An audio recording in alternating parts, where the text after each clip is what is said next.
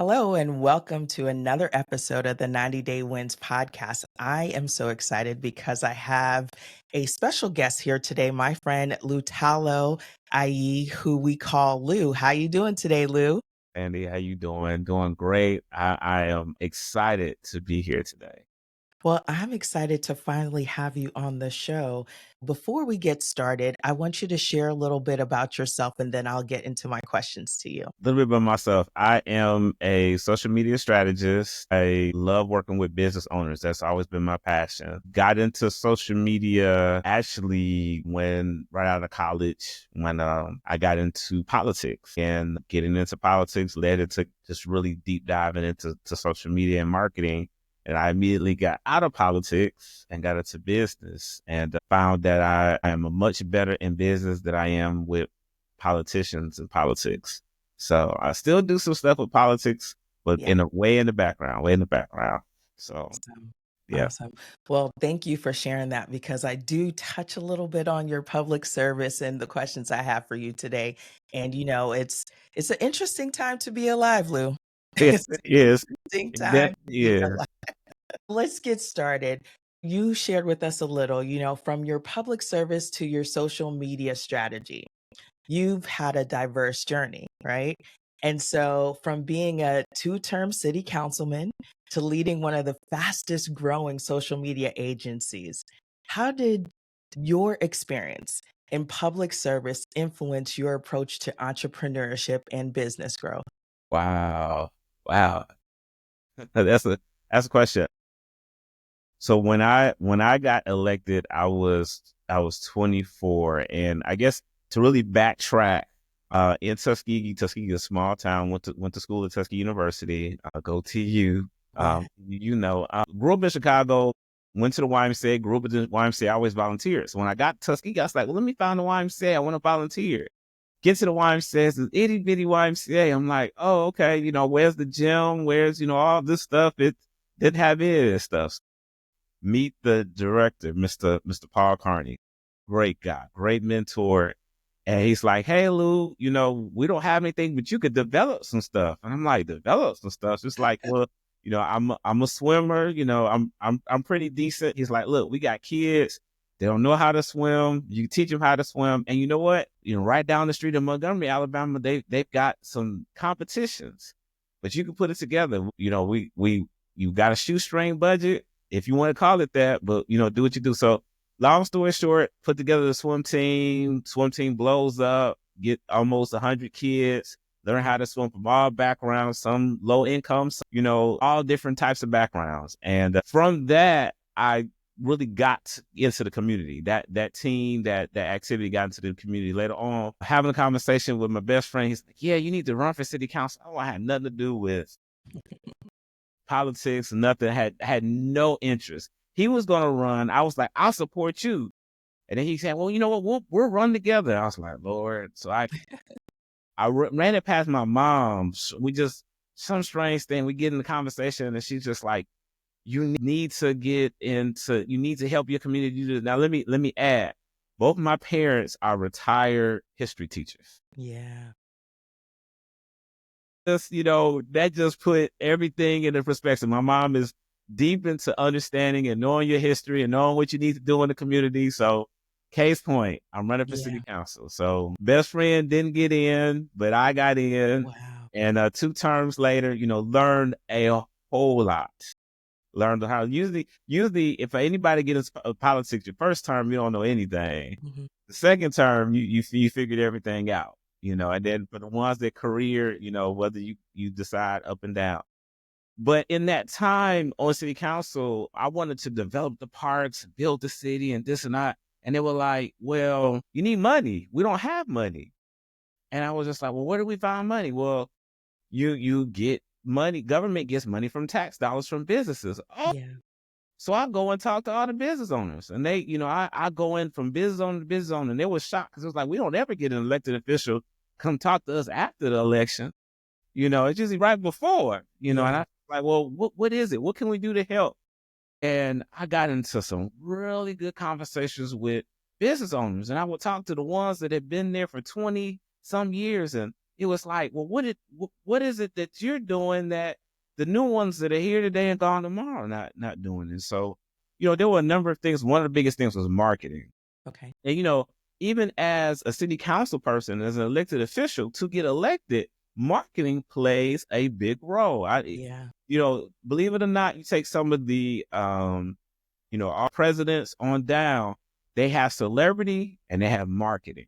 Yeah. And, like them, you don't like them, whatever. They have celebrity, they have marketing. And those are the things that win elections, and those are the things that grow businesses. Yeah. But, anyone could argue, I'll tell you, the most important thing in business is marketing. Yes. Most important. We could challenge it. We could talk about other things, but that's been my trail. That's been my thing. And I've started from politics, ended up taking on businesses as clients, business owners, and just helping them with their marketing, helping them grow their thing presence. I love that for so many reasons.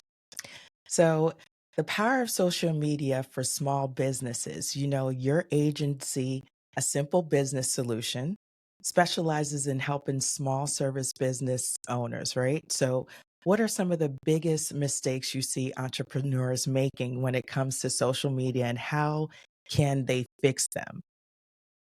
Well, they're quite a bit. I think the first thing that comes to mind is, and talking to a client, is the wrong focus. So you get someone to say, "Oh, I can't start because I got to get my logo together." Yeah. Your logo. And the thing that we have to understand, until we become Costco and Nike and Walmart and all these big brands, Yeah.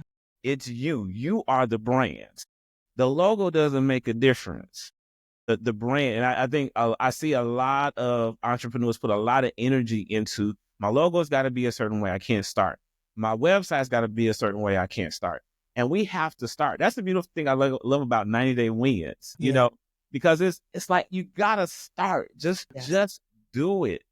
Just do it. And I mean, I'll admit I have been guilty of that in the past, Yeah. but I'll tell anybody, just start. If you can help someone, you can start. I saw a clip on the Cosby Show. You see these little clips of the Cosby Show online, Yeah. and there was one clip where Rudy, she was talking about she was going to be like a consultant Hmm.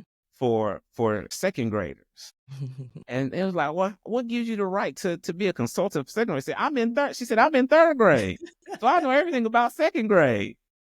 And so even though that sounds crazy, there's a lot of truth in that. Yes. And the fact that if you've experienced something, you can help somebody through that experience. And so that's the thing that I think business owners, even getting started, that's the one step, but understanding that, don't be afraid to talk about the experience, because a lot of people haven't experienced, even though there are people that may have experienced more than you, and you can learn from them and get Definitely. mentorship from them, but you can also mentor people that haven't. And I think that's the biggest thing, is like, just don't focus on the things that don't matter.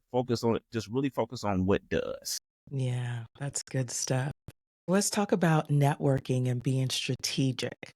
You're actively involved in so many different organizations, from Toastmaster to BNI and multiple Chamber of Commerce. How has networking played a role in your business success? And then what advice would you have for entrepreneurs looking to leverage networking to help grow their brand? I can't remember where I heard it, but it's, people say it's about who you know, but it's also about who knows you. Hmm. Networking is powerful. I remember transitioning from a city council person to starting my own business. And even though I had the city council background, I still had to build more relationships. A Yeah. lot of my relationships were more political. They've been more community based. They may not have been as strong on the business side.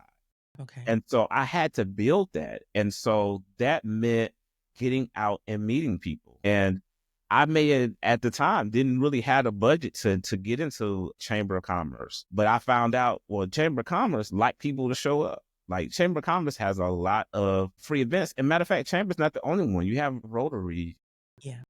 the Optimist. You have a lot of civic organizations that have free meetings sometimes. Yeah. And so you can pop up to those meetings and just say, hey, I'm here, I want to learn. And so that was my thing, getting to a chamber event and going to business after hours, going to ribbon cuttings and then introducing myself. I think the biggest thing that I would tell anybody networking is always remember we have 2 ears and 1 mouth. Mm. Listen, go in with the idea that you want to give. Yes, there are people that do take, but if you go in and you want to give, and what I mean by wanting to give is, you may have this product you want to sell and you're in the room and you want to sell this product because this product is so great. But guess what? Everybody there is in the same situation you're Yes. in. They Yeah. got a product that they want to sell. So if you take a step back and think about when you meet someone, think about listening and find out how you can help them. Think about how you can help them, because the moment you help them, they're going to help you. Now, yes, doesn't happen all the time, but I'm going to tell you, it happens. It is the reason why I continue to grow, because I go in and I want to know how I can help you. And even to the point of I help someone and I'm pitching them to be a client. Yeah. They may not become a client, but I'm more concerned about them getting to the next level, because that's okay. You'll Yeah. get clients. They may refer. I remember a young lady, every now and then I do workshops. A young lady Yeah. came to 2 of my workshops. We talked and everything. Never became a client. She sent me 2 referrals. I love it. Sent me 2 referrals. Never, to this day, never became a client, but sent me some people Yeah. as clients. So you just never know. When it comes to networking, networking can go to so many different ways, not just in business, career, building a job, getting to the next level, and going in with the intention to help, not to get. Mm. Givers gain in BNI. That's one of their biggest things. Yeah. Givers gain. But it's true. Givers do gain. So that's the biggest thing in networking. Just go in with an attitude of, what can I do to help? I love that. Such good stuff. So let's talk about lessons and leadership. As a former board member of several organizations, what leadership lessons have shaped your ability to guide business owners in their social media strategy? That's interesting. I think about the leadership and the strategy and the guiding. The first thing I had to learn, and this was actually learning, I was a volunteer mentor. Hmm. And this leads into, but there was a gentleman that was kind of training me to do mentorship. And the young man came in and he wanted some marketing help. Come to find out, he wanted a little bit more than marketing help, but I was ready to just tell him, you should do this and you should do that. You should do this, you should do that. And it goes back, got 2 ears, got 1 mouth. Mm. And the guy was just like, he prepped me. He's like, let's sit down and just listen first. When the young man sat down and he talked and he we asked him questions about what he needed. Part of me just really just wanted to just tell him everything, but he wasn't even interested in anything I had to say. When it came down to it, he really wanted funding for his business. Okay. And of course, that becomes another conversation. But Yes. when I sit down with my clients or anyone, the first thing I do is listen, because when it comes to social media strategy, you have to understand that really everything that you need when it comes to social media and strategy is already within you. That's it. Talking to a client the other day, a real estate brokerage firm, and they were just like, I don't know what to say. I'm like, how long you been in business? 10 years? Oh, trust me, You got a lot to you say. you know what to say. Yeah. You know what Yeah. to say. It's in you. And so that's the biggest thing about the strategy when it comes to social media. It's being able to give information. YouTube is the perfect example. You have people on YouTube that are growing like crazy, and you'd be surprised. They're giving all this information. People always talk about YouTube University, and Yeah. YouTube is coming back and saying, well, we'll give you some dollars. Some make, a little money. Some make a lot of money, Yeah. but giving the information. And I'll say the first part of the strategy is listening. It's listening. But if it's you helping the client, listening to the client, if it's you as the client, is understanding that giving good information is really one of the key points of growing a platform. And that's across the board. I don't care if it's TikTok, Instagram, Facebook, Twitter, X. It's information. Good information. Doesn't even have to be great information, just good information. As you know, I believe in a winning mindset, and I believe you can have it in business and in life. Here at 90 Day Wins, we focus on achieving goals in 90-day cycles. So, how do you personally set and achieve your goals? And what mindset shifts have helped you to stay on track? So the first thing I do, my birthday is in September. So the last week of September, I took that whole week off. People think, oh, that's just crazy. I get people to say that's just crazy. Oh, And I go to the beach. I Yeah. got that. So beaches change. I think this year I may go to a beach outside of United States. But I had a client that she goes to beaches all over the world. And Yeah, so anybody knows there are probably two things I look at that are peaceful. It's either that fire or it's the water. yeah. And when I go, that's when I set my goals, because I'm rarely on the phone. Mhm.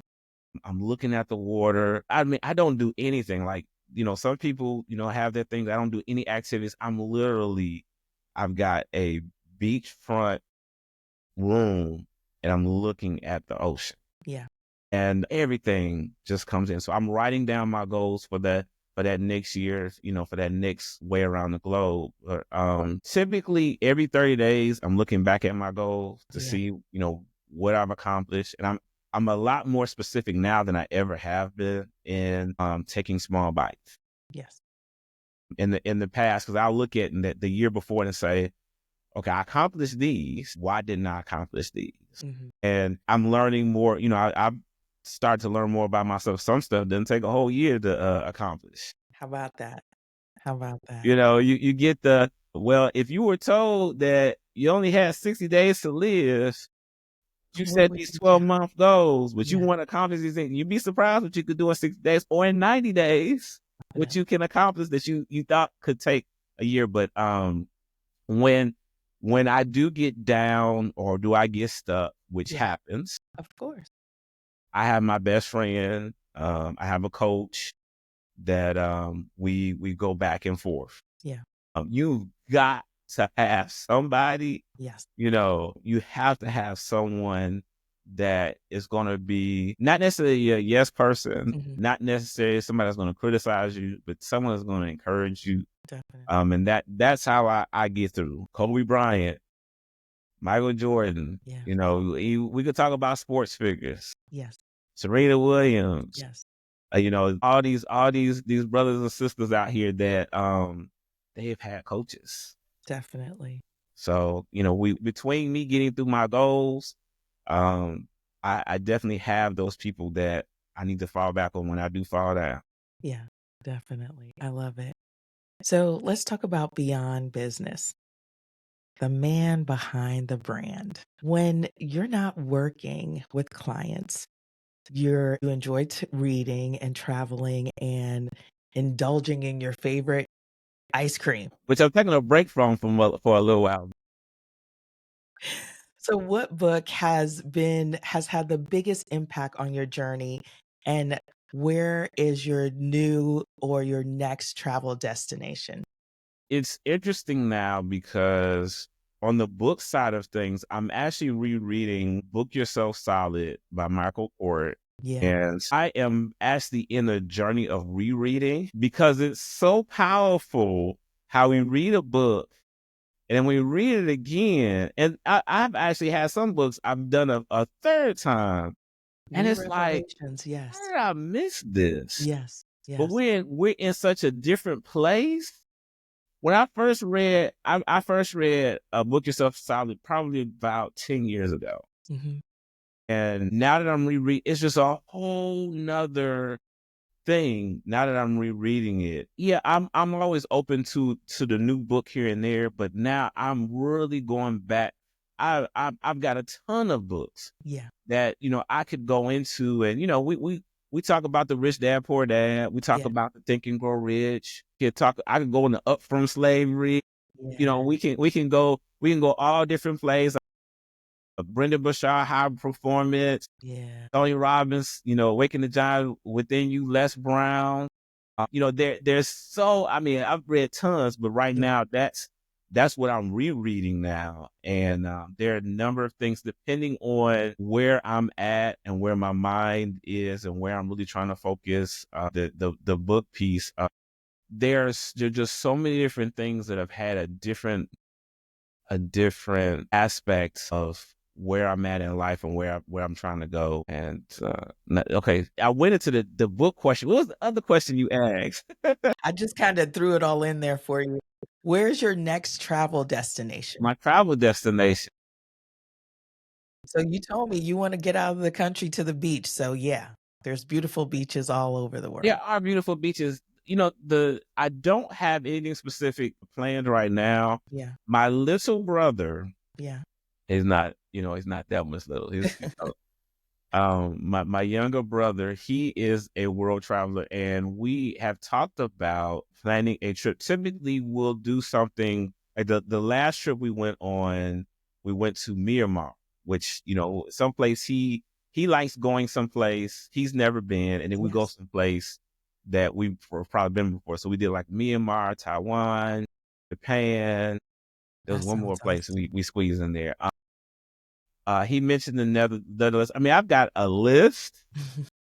Andy, I know you're a traveler, so I've got Yeah. a list. My little sister, my whole family travels, so she was, what I typically do, and I don't know if I've asked you this. I need to ask you this.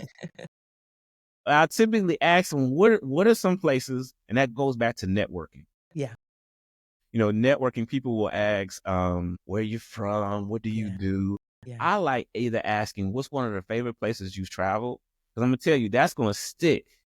definitely. That's gonna stick when you network with some of the. Look at you giving all the gems. That is such a great one. It really Yeah. is. It What is really what is. one of the favorite? What is one of your? Because I'm telling you, that person is gonna open up when you Yes, ask them what's one of the best places you traveled.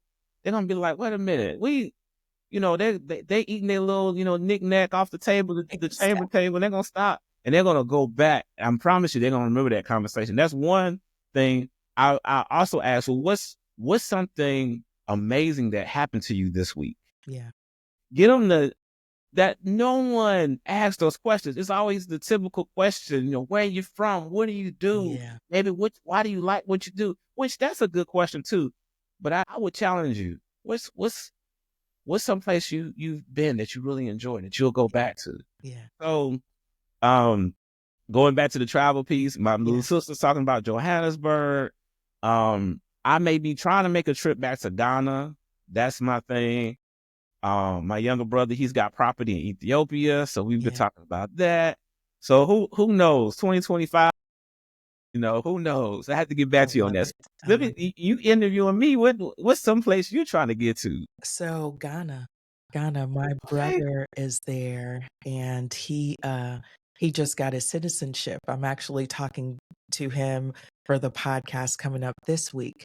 So definitely Ghana. I'm looking forward to go. There is a place called Shark Island that my cousin owns that I am so excited to go and to just see it and experience it. So that is definitely on my list of places. And then my daughter, Sydney, she has some plans for us to go to some other places. So I'm excited. Like you, I feel like this is a year to just step out there and experience some exciting things. But one of my favorite places I've been that I would tell you, Barcelona, Spain.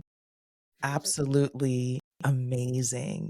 From the food to the culture to the art. I mean, you will go there and be like, "It's really nice here." That is one of my favorite places. It's gorgeous there. So, yeah. Barcelona. Yes. My brother and I, we ended up in Barcelona on accident. Beautiful city, and we probably have to go back because I didn't really get to dive into the culture. We Yeah. were we were college kids, Yeah. just wandering around all over the place. Well, I think it's like you said, which I so can appreciate with reading books, because one of the things I do, like, read Think and Grow Rich at least once a year. I like a lot of books that are going to inspire me and encourage me to take action, obviously, right? So that's just what I lean towards. But I feel as if you have to experience things again, especially you're learning, you're getting older. The person you were at 19 is not the person that you are in your 40s, right? So I think we should allow ourselves that opportunity to go back, whether it's go back and read a book or go back to another place. So my family's from South America, Guyana specifically. And so that's one of the things I want to do with my family is go back to Guyana. They have some amazing waterfalls and just the culture and just all the things that my mom and dad have told me about. It's to have the opportunity to go back. I went when I was younger. To go now as an adult would be amazing. I think we have to allow ourselves that opportunity to experience things in a new way. And I totally agree with you. Every time I read a book that I haven't read in a long time, it's like, I didn't notice that was there. Even, reading the Bible. You read a Bible story and you're like, I know that and I know that and I know that. And then you read and it's like, wow, I didn't realize that. How did I not know that before? So I think you allow yourself to get a deeper understanding and a deeper experience by doing those things. Wow, Guyana, I gotta add that to the list. I gotta talk to my brother about that. Yeah. I know he's done a couple of places. I think we had talked about Brazil. Yeah. I gotta add that, especially if they got beaches, waterfall. Yes. Oh, definitely, Yes. definitely. Yes. My daughter and I in Barcelona went to a beach a friend had referred us to, and it was absolutely amazing. And it wasn't very crowded. We got to spend some time there and enjoy it. So, yeah, that's one of my favorite cities, definitely. Traveling is so important. It really is. Perspectives. Yeah. Just even just peace of mind. Just realizing there's just other stuff and other things. As you know, Black people in America, there's so much more to see. There's so much more to experience. And to get to do it on your own and not something you've seen in a school book or, just a little glimpse of it. Thank God for the internet where we can see a lot more, but to have the opportunity to experience the culture for yourself is next level, I think. So yeah, and I must tell you, I love the beaches in Jamaica. I've been to quite a few beaches and even like I've been blessed to be able to go to little islands off the coast and just like, this is amazing. Like, just to experience different places and different things, and as you being a beach lover too, like, friends of ours, they have some villas in the South Coast, and being able to have a bonfire, I was just watching some pictures like, "Oh, that bonfire was everything, I wanna do that again." It just opens your mind up to the possibilities of things. Nature is wonderful. Nature is beautiful. Yes. I think it's just healthy. I think we probably get healthier. Probably kill cells. Just any bad cells in our system just from Yes. doing that. Totally, Yeah. totally. Thank you so much, Lou. It was a pleasure to have you on the show, and I definitely have to have you on again because there's so many other things we could talk about. Well, I really appreciate this opportunity. This is great. Definitely look forward to it again. And I love your podcast. I Thank love what you. you're doing. I see you blowing up. So don't forget us down here.